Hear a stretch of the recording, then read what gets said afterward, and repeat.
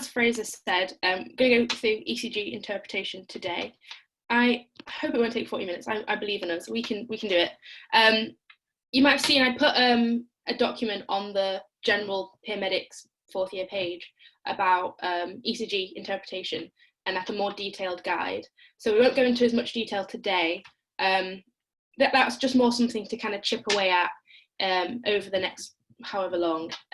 And you can feel free to ask me any questions on that as well if you want anything clarifying. Whether that's today, just doing the Zoom thing, just jump in at any point, and also just message me on Facebook as well if you need. And I think data interpretation is not something to it's something to make sure you're comfortable with, because whether that's just kind of real life, obviously ECGs, X-rays happen all the time in hospital, and it seems like one of the main jobs of an F1 is signing off like normal ECGs and X-rays. And obviously, if you're going to do that, you need to be pretty confident it actually is a normal ECG or X-ray, or else you might be in some deep shit. And then I can swear, can't I, Fraser, by the way? Okay. And then yeah, go for it. Okay, cool, just checking. And then also, obviously as well, ECGs come up all the time in OSCEs. So the last 3 years, they've had an ECG station. In fact, they've had the same ECG station because they're not creative. So we're going to go over that a bit later. And also there's absolutely no reason why they couldn't put an ECG question in your written paper, just like having a picture of an ECG. So it is important. We'll go through it now, but I'm not going to patronize you. I know you know what an ECG looks like. So very, very briefly, P wave. This is the PR interval here, and then you've got the QRS complex, the ST segment, which should normally be isoelectric, so on the isoelectric line, and then a nice distinct T wave as well. That's the general kind of waveform, and you should have loads of those going across the ECG. So my biggest tip for ECG interpretation is just taking it systematically. So it might take a little bit longer, but you're much better kind of taking it step by step, having a kind of general look at it first, and then taking it step by step, rather than just jumping around from bit to bit. So when I find an ECG, or find one, when I'm given one, the first thing I do is have a look at it generally, and I do the eyeball test, and I just think, is this normal? Is this not normal? If you instantly think it's not normal, you're probably right. If you're kind of like, nah, this looks all right to me, make sure you take that little bit extra just to go through each kind of section, because there's sometimes kind of subtle changes that you don't want to miss. So we've done the eyeball test. We've looked to see, does this look normal? Does this kind of follow this normal pattern here? And then do that introduction bit. So that's all the generic kind of looking at the date, looking at the patient ID number. Is it the right patient? Which sounds stupid, but again, if you're in a busy A&E department and they hand you an ECG and then run away, you just want to double check you've got the right one. See if there's another ECG you can compare it to, which obviously, again, sounds a bit obvious, but if someone's come in with new onset symptoms, you kind of want to find their most recent ECG so you can say, well, at least a year ago, they didn't have this AF picture, or they didn't have ST elevation, you'd hope. Okay, so we've done that introduction bit, we've had the eyeball, and then again, just moving through the ECG nice and systematically, so rate and rhythm. I personally like to do rhythm first, because the way I assess the rate depends on what kind of rhythm it is. So I would just take a separate piece of paper and mark all the R complexes on the paper, so like this, as I've done here. And I would just mark like 2 or 3 of them and move that paper across the ECG strip. So here they've got lead 2, which is the rhythm strip. And it's called that because it goes all the way across, and you can use it to work out 10 seconds worth of kind of complexes. See if they're regularly occurring, and it could be regular, it could be irregularly irregular, which is the classic AF picture, and it could be regularly irregular, which is kind of all sorts of things, including like heart block, ectopic beats, things like that. Okay, so here, for example, they seem to be occurring regular. I'm not going to get some paper out now. So I'm confident it's a regular rhythm. And then it means I can do one of 3 things to work out the rate. I could either take count how many small squares there are in between one RR complex. So here is 1,500, and the reason they use 1,500 is because that's how many small squares are in 1 minute's worth of ECG time. So you could divide the number of small squares here, you could use that to, you could divide 1,500 by that, and that would give you the rate. Or you could do large squares, so same thing again, there's 5.4 large squares, and divide 300 by it. It's the same principle because 300 large squares is the same as 1,500 small squares. It's just that this is a better technique for like tachyarrhythmias, so really fast ones, because there might not even be a full square between them, although you'd hope. And you can lose some of the nuance with that.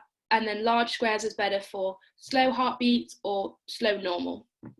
Okay, so that's what you could do for a regular rhythm. If it's irregular, obviously that's a bit more difficult because when you pick an R complex, it's going to be different to the one after, so which is the right one to pick. So what you can do instead is just count the number of R complexes and times by 6. So I'll answer your question in a second. It's a really good question. So in this example, there is 9 R waves. So this is a 1 10-second strip. So we're just going to times it by 6 to get how many beats you have in 1 minute. So Danny's just asked about whether you need to know the calibration. So what he means by this is what speed it's calibrated at. Typically it's 25 millimeters per second. And whether you need to know this, so nearly every ECG you see in your entire life will be 25. The reason that sometimes they can speed up the ECG or slow it down, so typically they make it like 50 millimeters a second. And what it does is it stretches it out essentially, so you see less complexes, but the time in between them is, because they're stretching it, you can look for like nuances and things you might have missed.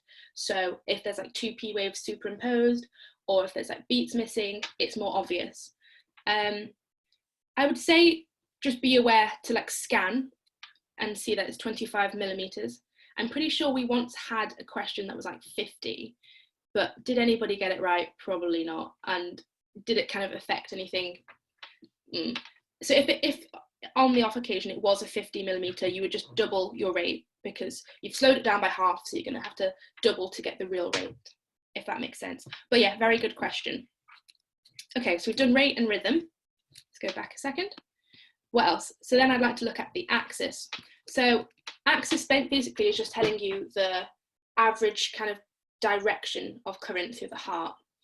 And this is not something I think is always taught that well at med school. So if we look here, starting at the sinoatrial node and you're going down, and it's typically the conduction in the heart goes down and to the left. Other way, down and to the left. But that can change. So if you've got a really big heart, if you've got hypertrophy, it can shift it one way. If you've got conduction problems, it can shift it another way. So typically right ventricular hypertrophy causes right axis deviation, and conduction abnormalities cause left axis deviation. And essentially what they're actually doing is they're doing all these weird and wonderful calculations with these degrees. Imagine all the conduction being in a circle, and they're just using all the leads and taking all the information to work out the average direction.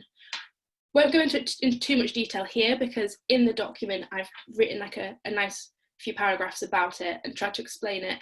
So have a read of that. If it's not clear, let me know. I can send you a voice note of me explaining it. All you kind of need to know for like an OSCE situation is this. So you're focusing on leads 1 and 2. In this scenario, I personally look at like 1 and AVF just because it's 90 degrees and 0 degrees. So it gives you that kind of, it gives you a good view. But leads 1 and 2 are also just as appropriate because if you think about it, leads 1 and 2, they're next to each other on the strip, on like an ECG paper, so you can compare them easily. And they should both always be positive. So if you've got any change, it's easier to spot. So in this situation here, normally they're both positive, so the R wave is pointing up. And the mnemonic that you can use is leaving and reaching.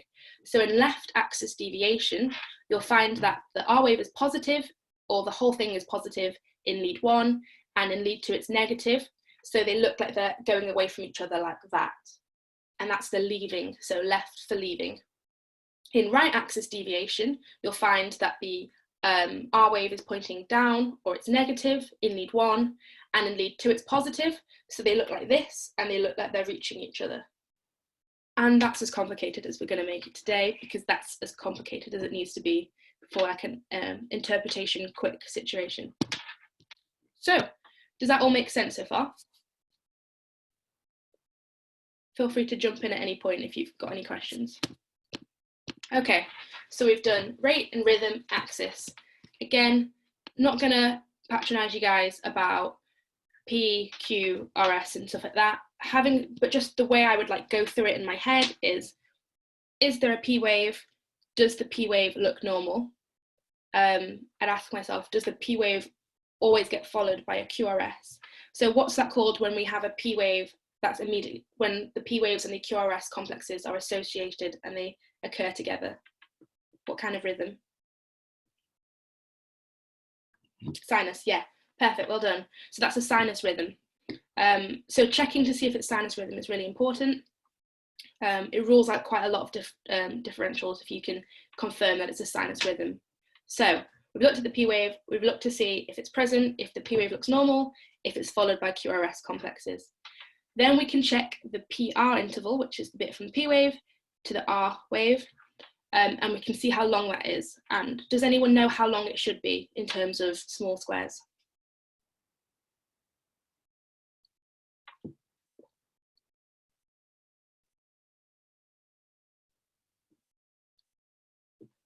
Yeah, so they tend to say about 3 to 5. Yeah, about 3 to 5 squares, small squares long. If you think this is the bit where this is atrial repolarization, depolarization, and this is the QRS complex is ventricular, and there's that gap in between. So in my head, I think I would assume the PR interval is smaller, but actually it's a bit longer because that's the time where the conduction stops at the septum and then passes through the bundle of His and all that. So let me do the QRS complex. Have a look at the QRS. Is it narrow? Is it broad? So how many squares should this be?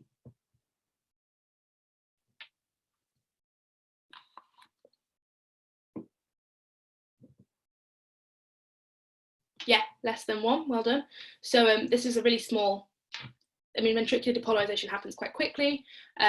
So less than 1 small square for this. And again, there's a bit of leeway, but if it was like 3 squares, that would be too long. And that's a broad complex problem. That suggests that the problem originates from the ventricles and there's a delay in the conduction in the ventricles, like a bundle branch block or a heart block. If the QRS complex is narrow, that suggests the problem occurs before the ventricles in the atria. So there might be kind of an accessory pathway like AF or Wolff-Parkinson-White or all the other ones. Okay, we can also look at things like bundle branch block. We can look at the QRS complex here. So looking in V1 and V6, seeing if you get that classic William and Morrow. We won't touch on it too much today, but it's in the document if you want to have a read on that, if you don't feel as confident with it. Then we look at the ST segment. So normally that should be here on the isoelectric line, which if you look is just kind of the general line that the ECG passes through. It can be elevated, so that could be ST elevation, like a myocardial infarction. It could be elevated like a pericarditis picture where you get that kind of sloping or saddle-shaped ST elevation. Or it could just be, sadly, something that's a normal variant called benign early repolarization, where basically the S and ST segment is just a little bit raised. The S and the T should still be separate entities in a way that they're not often in ST elevated myocardial infarctions. So you just get like a little bit of a raise here and it comes up. Okay, and then the T wave. So is it tall? Is it tented? Is it inverted? Is it flat? Does it look normal? How long is it? Yeah, Olivia, so that's the same as the high takeoff. So a benign early repolarization, you get that high takeoff. That's the kind of sign you'd see. Okay, so that was a really brief summary of ECG interpretation. Here is a normal ECG for us to have a look at very briefly, using all of that information. So have a look at it generally, do the eyeball test. Does it look normal? Yeah, fine, it looks okay to me.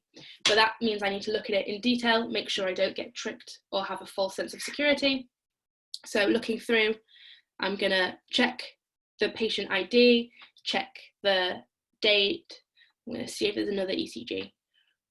Then what would I like to do first then, of all the actual interpretation bits?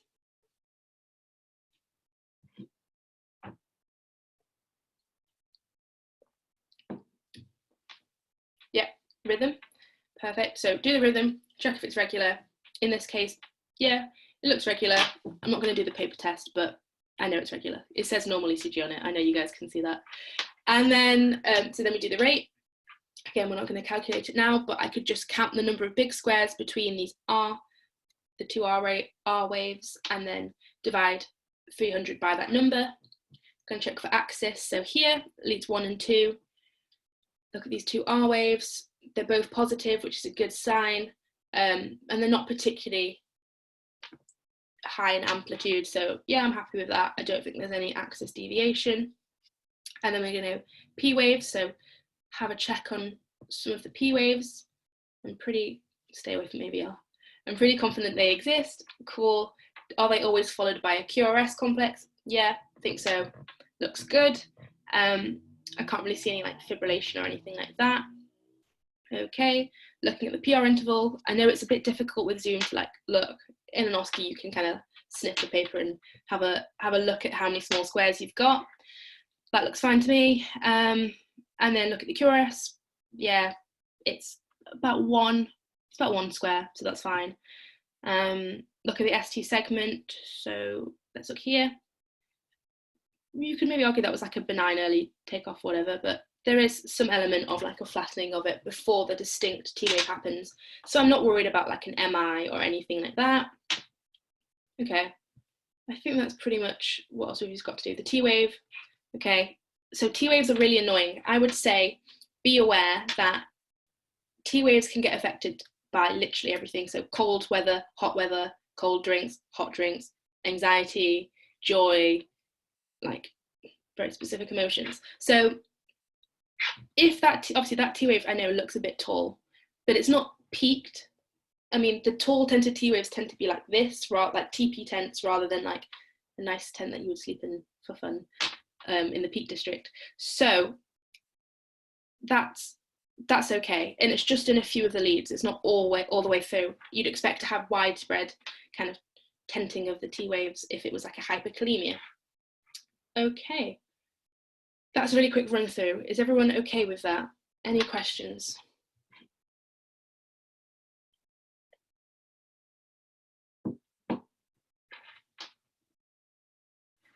Cool, okay. Again, the document will explain all of this again. And I know you guys will have seen lots of ECGs before, and you know about the pathophysiology, so I don't want to kind of patronize you with that one. So presenting an ECG, something I think is really important, presenting in general for practical skills.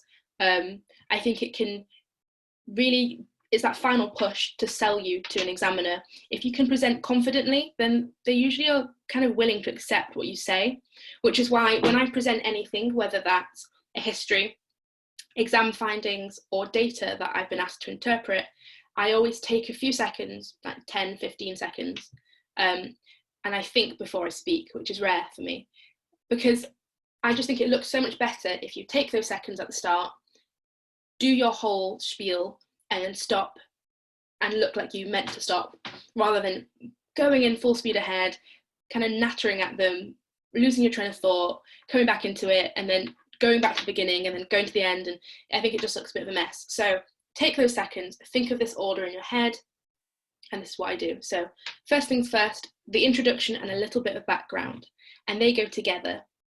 So I say to myself, what information do I have about the patient? And they normally will give you some. So for example, today I looked at an ECG from a 75-year-old woman who has sudden onset chest pain at breast, full stop. and I'll make it clear when I'm ending my sentence. So 75-year-old woman with sudden onset chest pain at rest, full stop. There was no ECG to compare it to, full stop. That's my introduction and my background kind of done. And then I like to give an overall impression. So what would you guys prefer? Shall I present to you a normal ECG or an abnormal ECG? Up to you guys. Because I'm going to get you guys to do this in a minute, obviously. Abnormal. Cool. Okay, so overall, and then I would just say like a really kind of sweeping statement about the ECG. So is this normal? Is this a bit weird? Or is this concerning? So we'll do AF, so it's, but not like anything too stressful. So overall, I think this is an abnormal ECG. And then I would give my initial kind of numbers, my stats. So what's the rate, what's the rhythm, what's the axis? And you can phrase this as part of your explanation as to why it's abnormal, because one of those will probably be affected if it's an abnormal ECG. So overall, I think this is an abnormal ECG. The rhythm was irregular, and the rate was 120 beats per minute, which is a tachycardia. There was no axis deviation. Then I would give the relevant positive findings that I had, if I had any. Don't make them up, there are none, obviously. So relevant positives here would be, there was an absence of P waves, and I noticed some coarse fibrillatory waves in V1. And then I would give, let's see what else there could be in this example. That's kind of it, to be honest. That is AF. Okay, so but if it was something else like a STEMI, I could say there was ST elevation in leads V2 to V6 and some reciprocal ST depression in leads 2 and 3. I also noticed signs of a left bundle branch block in V1 and V6. And then I would go on to give my relevant negatives. So, however, the QT interval was normal or not prolonged. I could say, or I could say there was no sign of a bundle branch block if there wasn't. I could talk about the T waves appear normal. Whatever you want to say, just give yourself a few relevant negatives. And then I'd give my conclusion. So overall, so in conclusion, my impression is that this is an ECG of a first presentation of AF, and therefore, and I'd give my recommendations if they ask for them. So don't give recommendations if they're not asking you to do it, because you're just setting yourself up to have to speak more.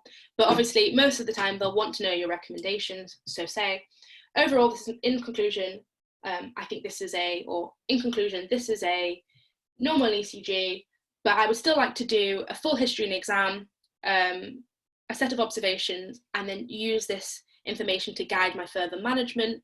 Or overall, this is a completely abnormal ECG of ventricular tachycardia, and so they need to go immediately to resus, and I'd like to do a full A to E assessment. Boom, done. Does that make sense? Any questions about the way to present?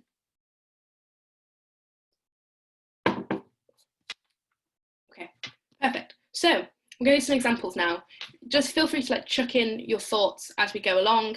Don't worry, if you don't want to send them to everyone, you can just send me a private message on Zoom, and I'll see if there's anything you're not clear on, and I'll just explain it as we go.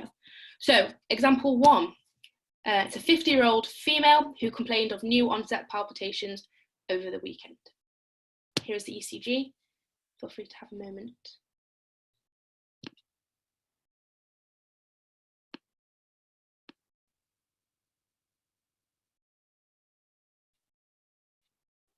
Danny's gone straight in there. Yeah, so basically we're gonna, so just for the start, don't give me what you're actually thinking the diagnosis is, even if it's correct. Just give me kind of the things you'd comment on if you were interpreting it as you went along. So people have said, yeah, abnormal. It's definitely not a normal ECG. So what kind of things have made you think it's not an ECG that is normal? I will tell you the rate and rhythm. Well, I'll tell you the rate. It's 132, just because it can be a bit difficult to count the squares, I find. Yeah, irregular, definitely. So that's already setting off alarm bells. No P waves, tachy, great. These are wonderful words. Anything else you'd want to say about it? So taking that systematic approach. So the rate was 132, which is tachy. Someone said it's irregular. Is the axis okay?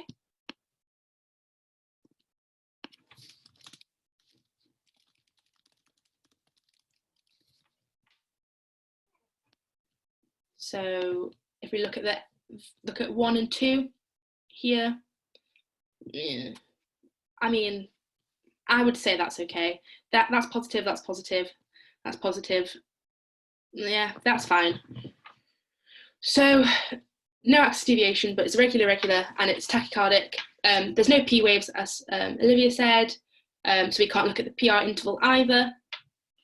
What about the QRS complexes? Are they all right?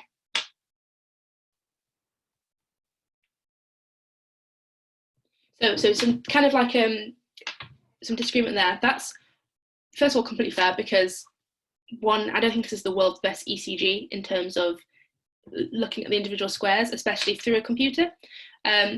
You could argue both sides. So AF often presents as narrow complex, and that's because it's a supraventricular tachycardia, but it's about 1 square. Go on, we'll call it narrow, go on. So QRS complex, would you agree with that, Fraser? Whilst he replies. Go on, what was your question?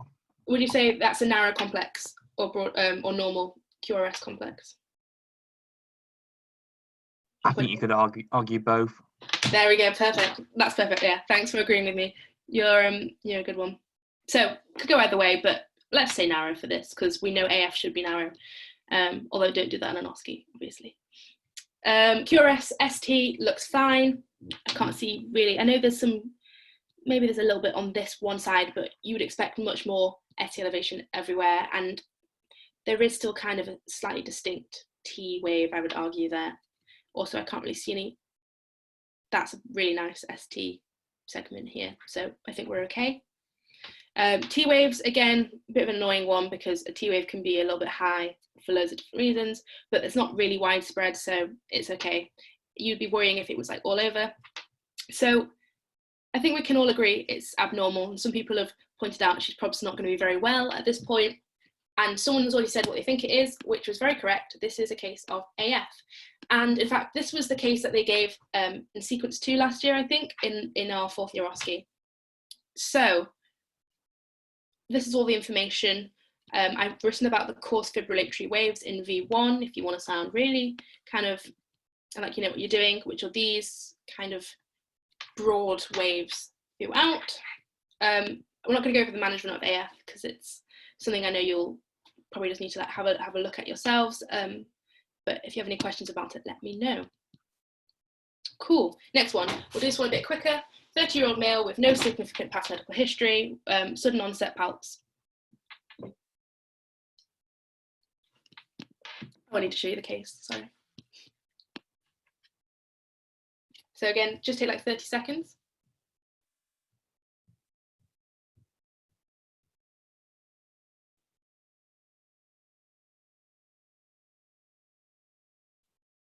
Some people are on it there.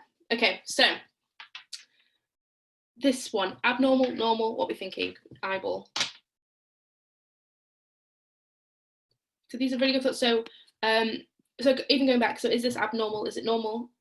Any kind of, yeah, so abnormal. That's really good. So because it's abnormal, we're going to just double check on all the things you've said. Again, I'll tell you the rate, it's 144. Rhythm, I would say that's quite regular.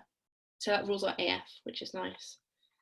Okay, so we will come to the ST bit, I promise. So there's P waves. Are there P waves, sorry? Do you think there's P waves?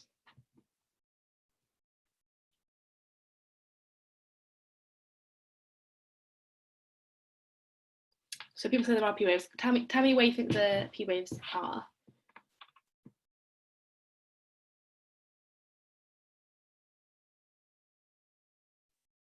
Can't really see any. So this is covered by T wave.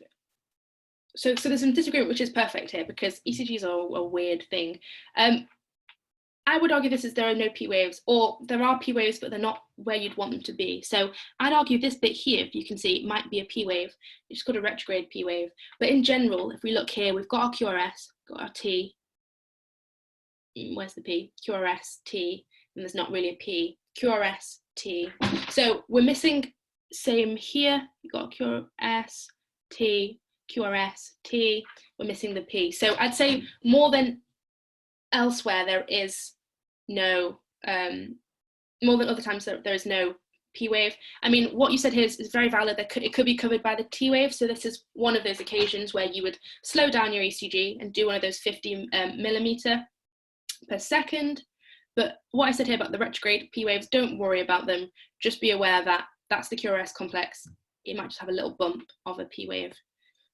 So this, what are we thinking then? I know we just jumped past that, but it's regular rhythm, so we're not thinking AF. It's fast, so we're thinking it's a tachyarrhythmia of some form. Well, it's a tachycardia at least. So there's no P waves, so we can't look at PR segment normally. QRS complexes, yeah, they're okay, maybe a bit narrow again, to be honest. The T waves are all right, someone's saying it, perfect. So this is SVT. This is the second case they've had. This has been the past 2 years in a row. So SVT, also known as supraventricular tachycardia, bit of a misnomer because AF is also a type of SVT, but basically what they're talking about is a really specific form that's really, really common, kind of not really that, when I say not a big deal, you can be completely fine without it and never have any real problems, never need any medication, never have any life-threatening presentations with it. They just have this kind of tachycardia and those palpitations. So here it's a regular rhythm, but it is fast. They've got no P waves or like retrograde, so just like random P waves happening.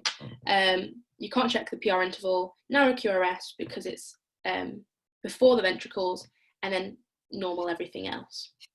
Cool, I know it was a bit of a difficult one, but those are the two I'd say to like have a look over again. So AF and SVT. What's the difference between that and sinus tachycardia? So the fact that there's no P waves, sinus tachycardia, you should expect to find the T waves coming just before the QRS complex, whereas SVT, you'll either have no P waves or there'll be these like random notches that we spoke about before. That's probably the main difference. And again, in terms of causes, that'll be part of it as well. And their presentation, so A, V, N, or T tends to be younger people. They tend to be completely fine, apart from these palps that they randomly get, often like with drinking or temperature drops. Yeah, that's probably the main difference. No worries. Okay, last two, we'll just do this last one. So it's a 65-year-old man, sudden onset chest pain as he watches TV. And here's the ECG.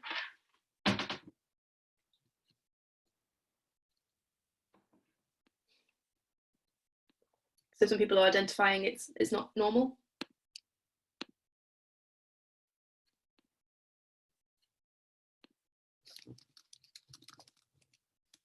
Okay, so give me some thoughts. What are people thinking? Oh, someone's atrial tachycardia. Sorry, Shannon, I just saw. What's the difference between atrial tachycardia and SVT? So kind of what we just said before again. SVT, it's that one's a bit more complicated question, but essentially the same thing. So the P waves, you'll get them retrograde, or they might be absent. And then, and also the case history as well. So what are we thinking? Has anyone given any thoughts? Abnormal, yeah, thank you, well done. So abnormal, someone's gone straight in there, look at this. Is that the tombstone sign? Yeah, this is the tombstone sign. Okay, so first of all, first things first, look at it, is it abnormal? It's abnormal. So you've done that first bit, do that whole kind of looking at the ECG, look for a past one to compare it to, check the name, check the rhythm strip, so it's 25. The rhythm is regular and it's 70 beats per minute, which is normal, but in this situation actually is a bit worrying because it's not a normal ECG, and the fact that it's on the lower end of normal makes me think maybe they're going into some kind of shock, or that they're on the way towards shock. They're not in shock at the moment. Okay, there's no rhythm strip here, I know, so ignore that, but so we can't check for like rate and rhythm axis. Yeah, it's all right. Maybe some, yeah, no, it's all right, to be honest. P waves, what are we thinking? Can we see P waves?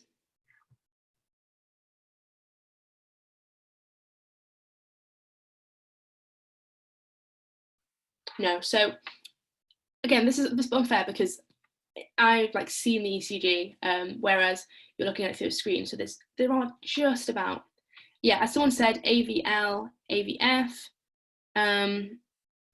What about on V1? Yeah, can you see there's some little ones, they're just low voltage, but they are there. Again, that's a bit of a worrying sign. Why are they so low? Oh yeah, so tiny. So, okay, so we looked at P. The P kind of does follow the QRS, so we're happy with that. There might be some, the PR interval might be a bit, no, it's okay, but it's on the longer end of normal. QRS, what are we thinking? Broad, narrow, all right.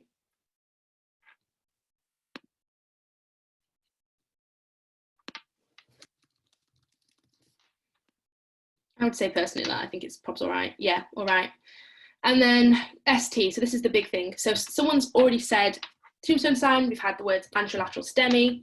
Essentially what they're saying is there's some ST elevation.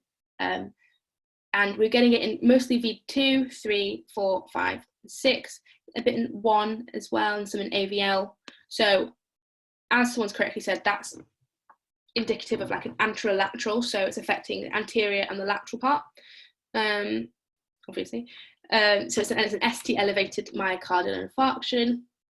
The tombstone sign is really, really bad sign. It basically, as bad as it sounds, the ST segment is so raised that it looks like a tombstone. So you get this kind of curving. And that's a really bad marker. Well, it's a really good marker for death, but obviously it's not great. What else is there to say about it really? You could look at the QT segment, no fibrillation, but this is somebody who you'd be really quite concerned about, and you'd be consulting someone like a senior member of the team, looking at if they're going to survive reperfusion, whether you can do it in time. Okay, yeah, we won't do the last one. I think it was hyperkalemia, but I'll leave you guys to, oh, this is just a little thing of the blood supply, which is in the group as well. The last one's on hyperkalemia, so I won't spoil it for you. You can do it on your own another time if you'd like to, and you can always send it to me to look at if you want. 72-year-old, spent at home. He has high potassium because he's got rhabdo, and then this is his ECG. So we're looking at those tall, those like peaked T waves that you get. So they're tall and they're thin rather than like big flat ones. Cool.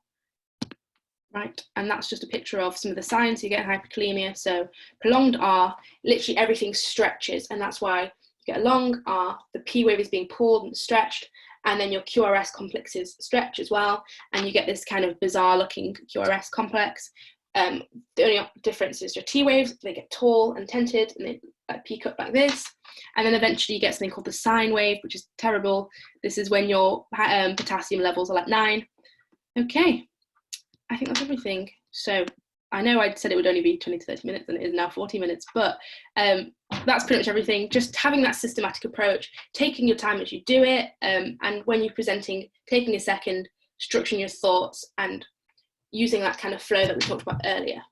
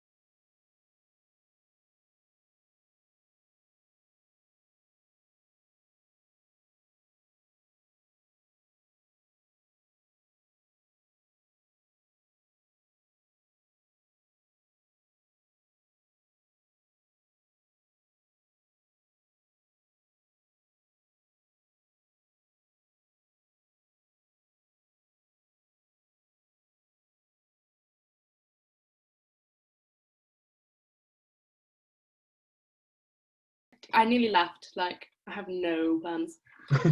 Oh well, I look forward. You enjoy cutting with this conversation out again. Oh, right. I'll see you tomorrow. Yeah, see you tomorrow. Okay. Bye. Bye.